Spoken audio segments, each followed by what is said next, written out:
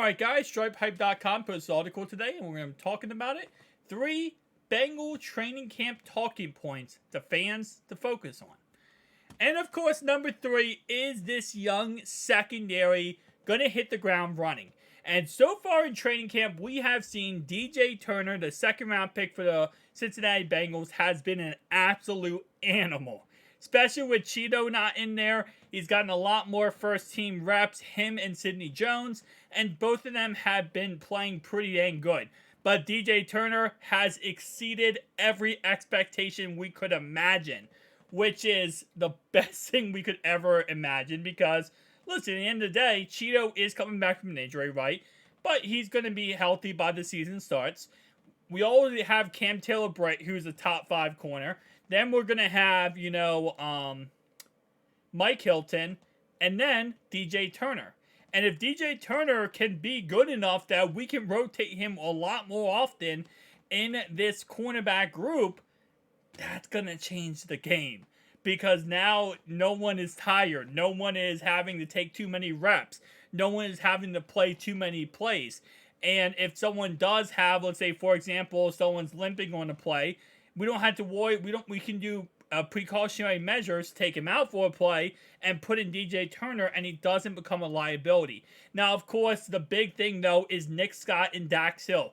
Those are the 2 guys we want to watch for a lot. And so far, neither of them look to have messed up at all in training camp. They haven't been, crazy insanely good, but they've been pretty okay. Nothing too crazy special, but again, like I said, as long as they're progressing on a good level and slowly getting better and better, that's all we really need them to do, right? At the end of the day, we don't need Dax and Nick Scott this year to go out there and put up 16 interceptions. Would it be awesome? Absolutely. Would we love it? Yes. But at the end of the day, we don't need that to happen, right?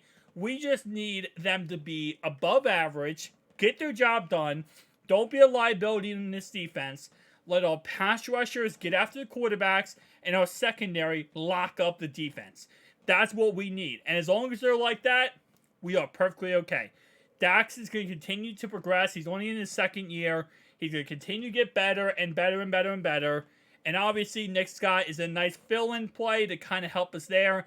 And also, kind of as a bridge safety, so Jordan Battle can really step up and become the star eventually. And Jordan Battle so far in training camp has also been taking a lot more snaps and a lot more reps, which is actually really freaking good because we eventually, let's be honest, Jordan needs to be that guy, right? We need him to be that replacement for Jesse Bates or Von Bell. We don't expect it right away, but we need to eventually get to that point. That's why we did draft him in the 3rd round. All right, next one. How will the running back snap count shake out? To be honest, we haven't heard too much when it came to the running back situation in training camp so far. We have heard that, obviously all 3 are doing okay. No one's really messing up, and no, there's not really a problem. But I think what training camp is going to give us is one key thing. Obviously, we already know Joe Mixon is the starting running back. The second string we know is going to be Chase Brown. And we're, at this point, just trying to find that 3rd string running back. That third down running back who's more of a pass catcher and kind of a guy that can do everything when it comes to run blocking, pass blocking, and receiving. And according to a lot of experts, and it says right here, Chris Evans can do a little bit of everything. So it's really just going to come down to Chris Evans, Travion Williams, I think it's CJ. I talked about it in the last video. I think his name's CJ. It's going to come down to all those guys, just who can get that last spot, right? Who can be that 3rd running back? Who can be that guy who, we can bring in and he's that change of pace running back? And there's a lot of options on the table. But at the end of the day, we're going to probably find out way before training camp ends. I'll be honest with you. And I'm going to guess that right now, especially because we have the first 2 spots locked down, they probably have an idea on who they're going with at number 3. And to be honest, I probably think it's going to be Travion Williams. I think that's going to be the guy. It could be Chris Evans. It's very possible. But I think Travion is probably going to end up getting the job in the end. But that's my personal opinion. Number 3, who comes on top in the right tackle battle?